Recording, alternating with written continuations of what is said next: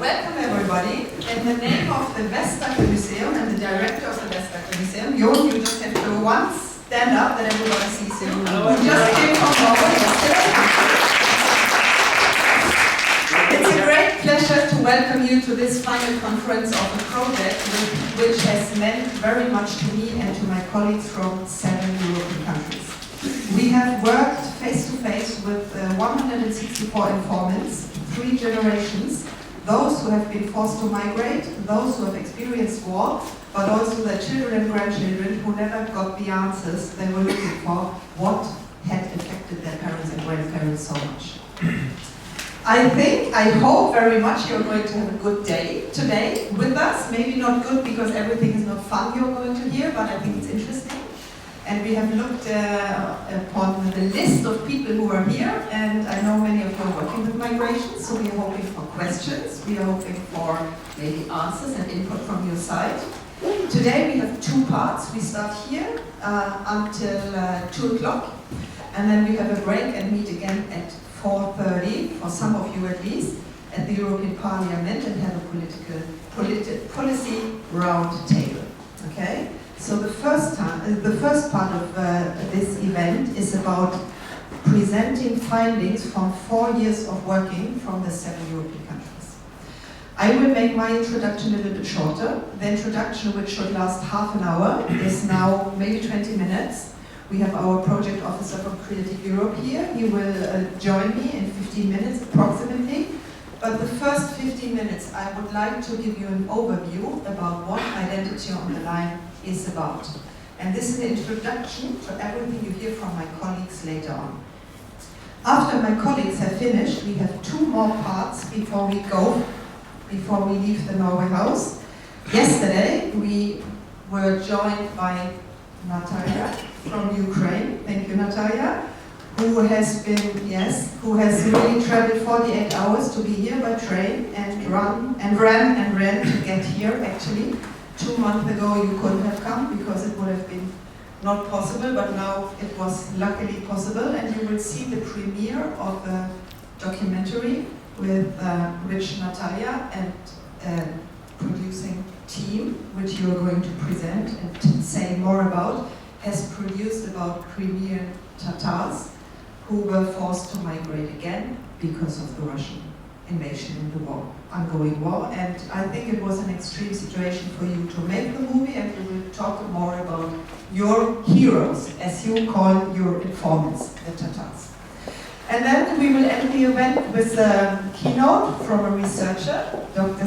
Wiebke Sievers, who also arrived late yesterday. So we are looking very much forward to your talks. So let's jump right into it. What is Identity on the Line? You see already some information in the background here, and you can have a closer look in the break. This is the short version of a joint exhibition, and the final conference today will take you through the findings which you also find there. We called our event the Migratory Experience, adopting a 3-generational perspective, and I will come back to why the 3-generational perspective is so very important here. Forget all the words, I promise this is my only slide with so many words, because otherwise I really get bored of all this.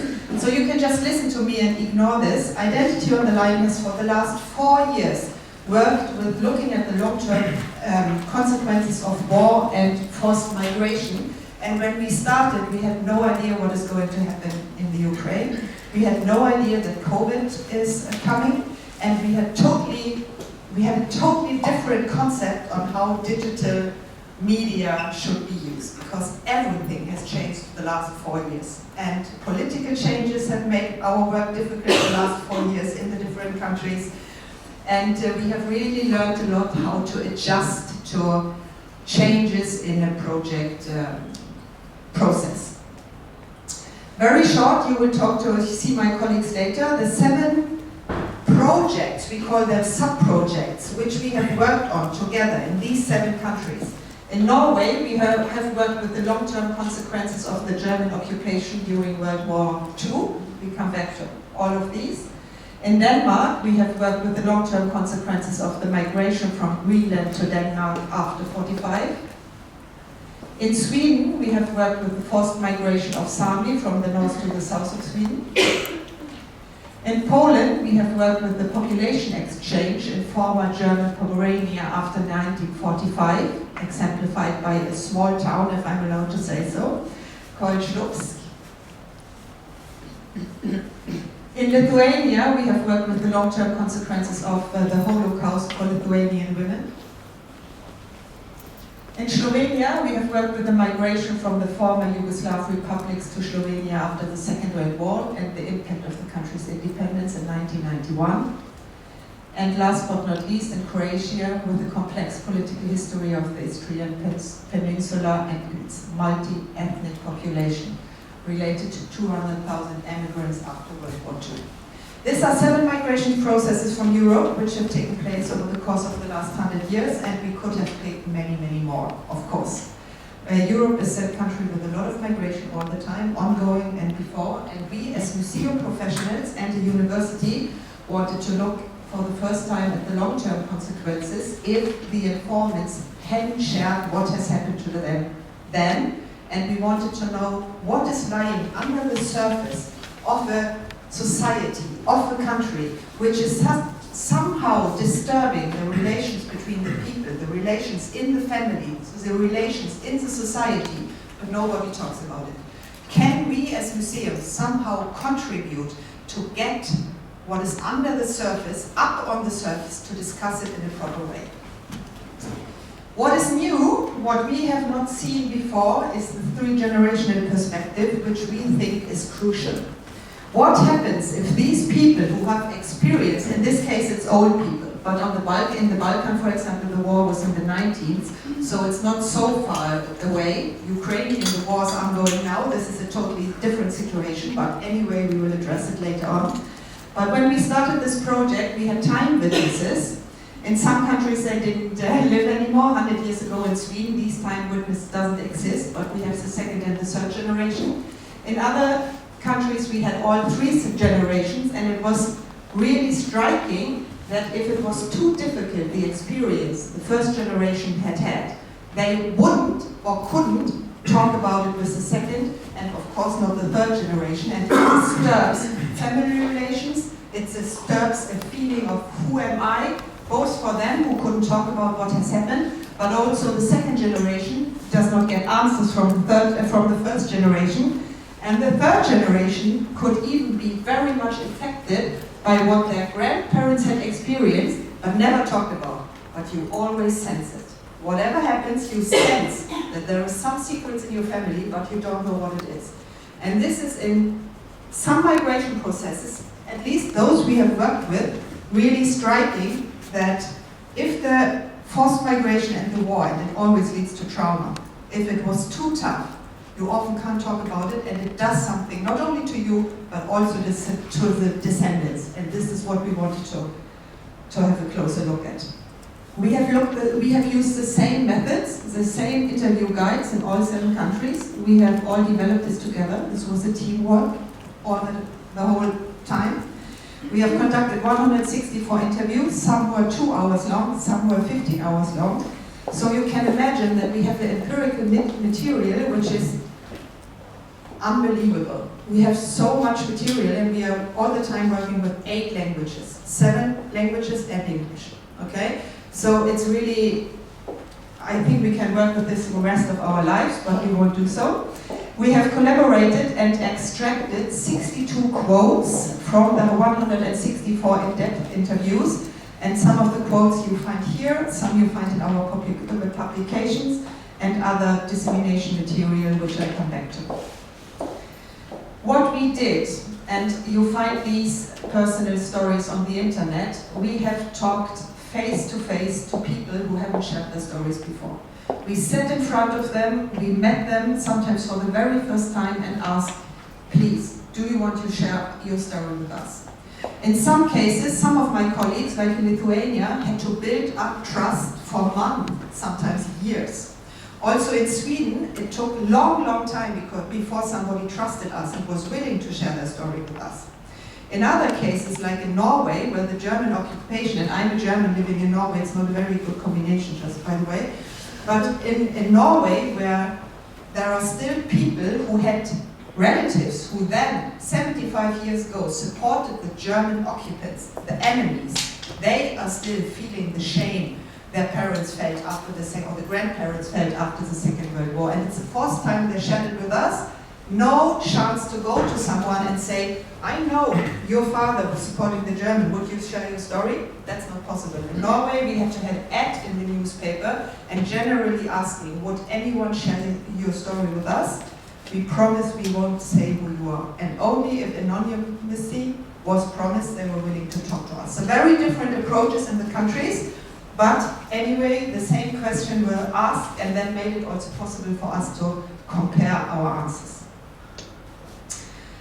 We found polarities, which you also found in our joint results. We found that all 164 informants, no matter where they came from, no matter which generation, no matter what they have experienced, they all talked about feelings. It was feelings all the way. It was not, I have experienced exactly this and this. It was what it has done to them. We wanted to get to the feelings. We were not so interested. I was on the run these times, these days, these months. We wanted to know what did it do to you that you have experienced it.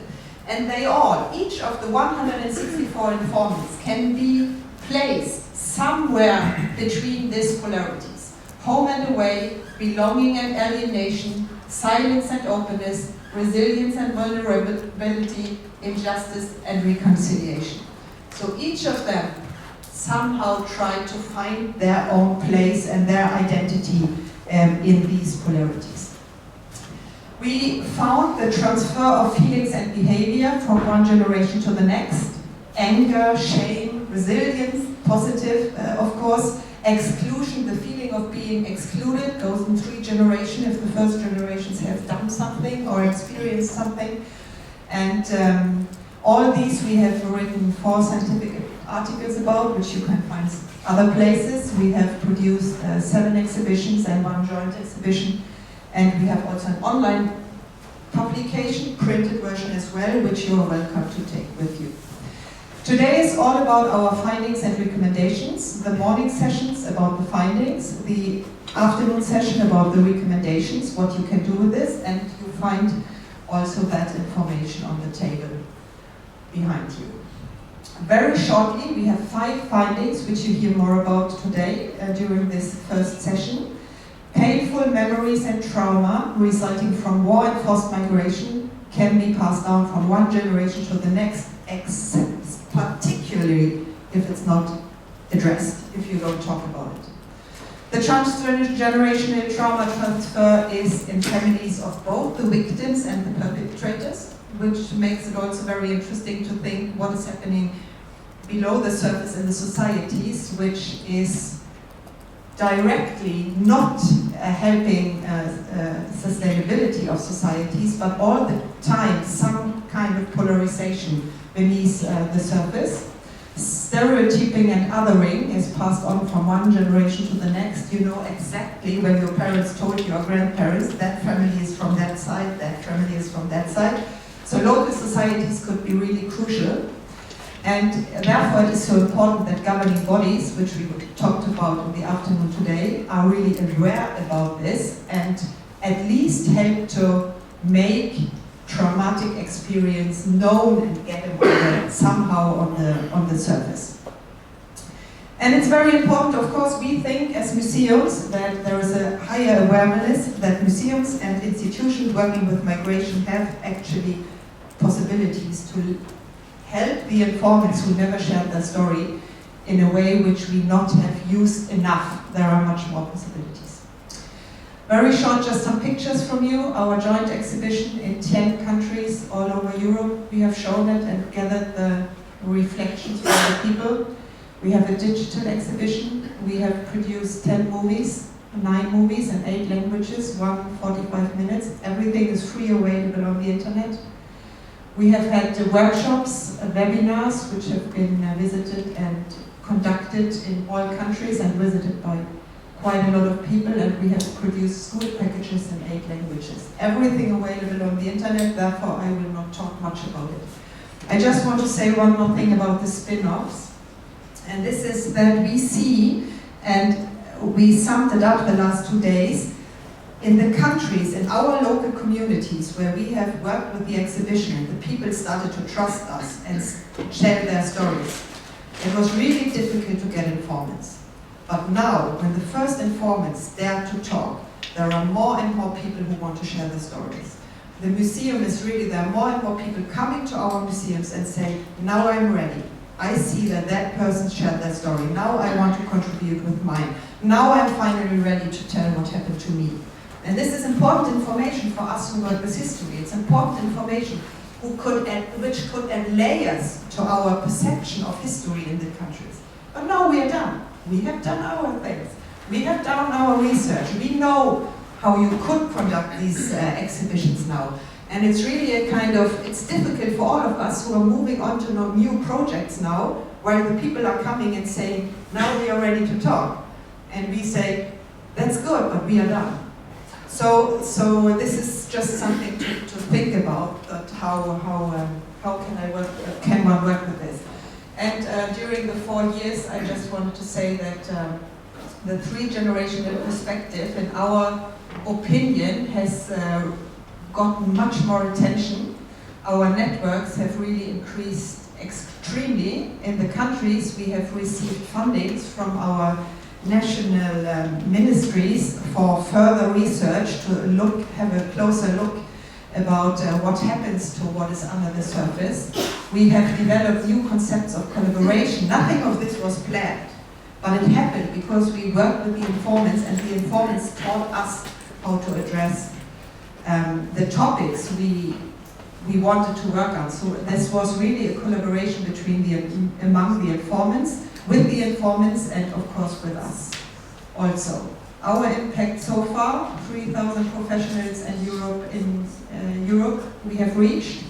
We had more than 60,000 visitors. I think these are old numbers. I think we are more than 100,000 now. We have reached approximately 1.5 million with social media, and 8 million people have seen the news in total in the countries over the course of the last 4 years. And this shows also that this is material which was really, you have to get started. It's a little bit difficult to start it because nobody had talked about these issues in these countries before. And it takes time before you get through the message, okay, please, we are really interested in your story as well. But I think we are now coming to a point where the outreach really are good. I want soon to stop my presentation and leave the floor to Alejandro, our project officer from Creative Europe. This is something we're really proud about. Not planned, of course, because you can't plan anything like this. But our project was rewarded in September last year with the European Museum Academy Prize. And they stress not only that our work is very important, and when I say our, I'm talking about cultural institutions and museums. I'm not only talking about us, partners in this project. It is really important that we keep on going and try new methods to reach people who cannot be reached by journalists, sorry. We have a journalist here in the room, but it's nothing about journalists, but museums have a special role in society. Some people won't go to a newspaper, but would go to a museum, and of course vice versa as well. This is a team, this nice picture of smiling people, and we have worked together 4 years, and I just have this picture up here because if we wouldn't have liked each other, it would have been a totally different project, and we didn't know each other in the beginning. Nobody knew each other in the beginning. And we really became friends, at least many of you became our friends, because we almost cried together. We had counseling together. In the process, when we interviewed the informants, we had counseling, group counseling, because it was so tough to talk to people who really for the first time shared their stories. And we tried all the time to somehow connect in a good way with the informants and with each other, and I hope we managed. So, I am done. The main question of today's first part, why is the 3-generational perspective important to adopt, and how could this be done? And now I leave the floor to Alejandro Ramilo, who is the project officer for our project and representing Creative Europe, who supported this project financially. Thank you.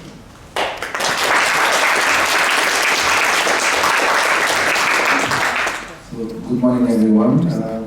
So my name is Ahmed. I come here representing the European Education and Culture Executive Agency, which is a body that was created by the Commission to run the union programs in these fields. So I remember very well when I first met Catherine. It was in Brussels somewhere in October 2018. And I remember that we had, I think, a very good connection from the very beginning, and it was due to several factors.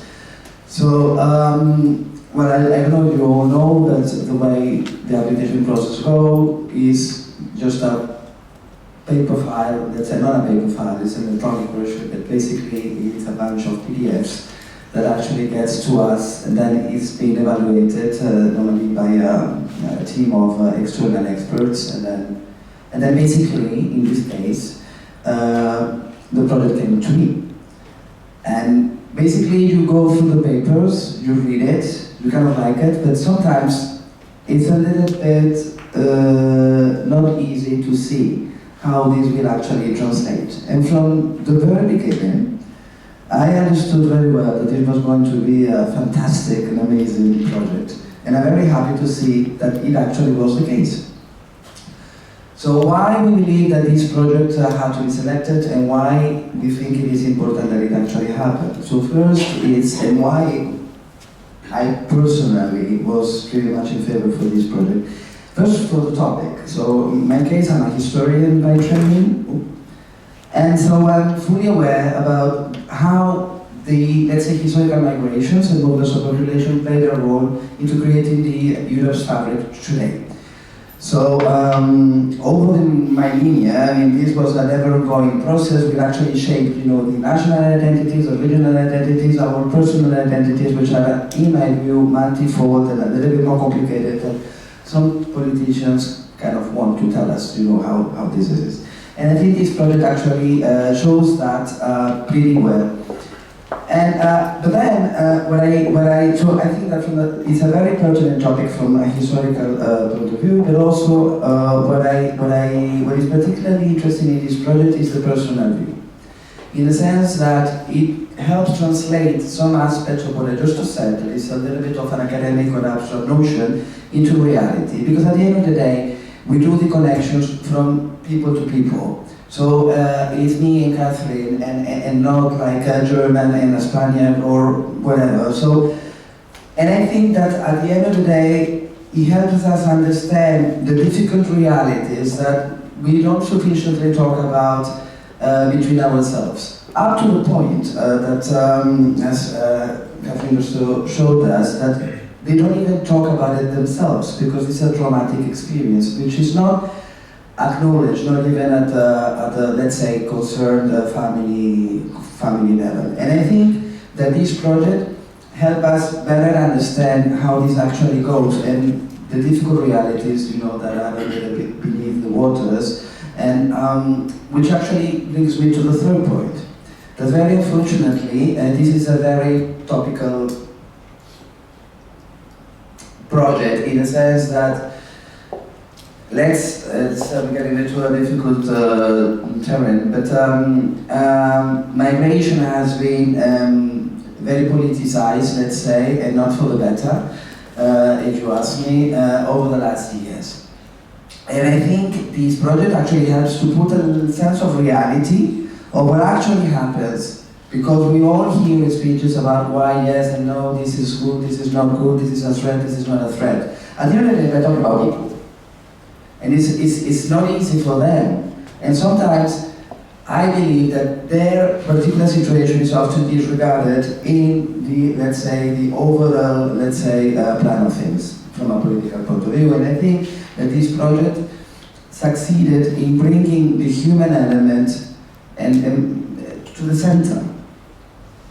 So from that point of view, I mean, we all know what happened since the Arab Spring unfolded and the crisis and what happened in Germany and the political turmoil that actually translated into the rest of the countries. And now we are facing into a similar phenomenon when it comes to the Ukrainian crisis. No? So from our point of view, I mean, the Creative Europe program has reacted to these two at least with an adequate programming. But we are happy to see that regardless that, we have already projects that even though we didn't put that into the call for proposals, that we have a group of partners that decided that this was the topic that needed to have attention today. So that you didn't wait for us to tell you we would like to have projects in this particular field. And this is something that we particularly appreciate. Yours is not the only one, but these very, let's say, bottom-up projects that actually help the institutions to take a stand or to better understand something. And this is, so my last point is that the project is not just about the exhibition. It also delivers a set of recommendations that I think should actually be addressed at the political level, so we're having this in the afternoon. So from that point of view, I think this was a very ambitious and I think successful project that will even help build the future after the project comes to an end. So we have European elections next year. We are going to see what the debate will look like in the afternoon. But I would pretty much like that the results of this project help in the next coming elections, at least at the European level, to better address these issues and at least put back the human element into these very complex processes, that relates to the migration today. And I also hope that we'll also inform the national positions, in your respective countries. So in any case, to conclude, I mean, this was a project with huge European added value. These are the type of projects that we would like to encourage. And so please just showcase the wonderful and amazing job that you have done, because it will help inspire others. Okay, so this is what Creative Europe wants. That's precisely that. So I would like just to very personally thank Catherine, because she worked tirelessly on everything, particularly for the event today. And I'm happy to say that I'm happy to see that finally the Norway House picked it up, that the Parliament, pick it up, and let's see what's going to happen next. I'm very sad that this project comes to an end, but I just do hope that it will help build, future projects in the coming years, or at least a better understanding in Europe about the reality that is beneath the surface, let's say, when it comes to migration. So thank you very much. Thank you very much. I really appreciate your words, and it's really to hope that our work somehow will be reaching the political level. I had to laugh because when you said I was working continuously, he meant actually I was calling him continuously. And I don't think he was very happy about that. Okay, but now we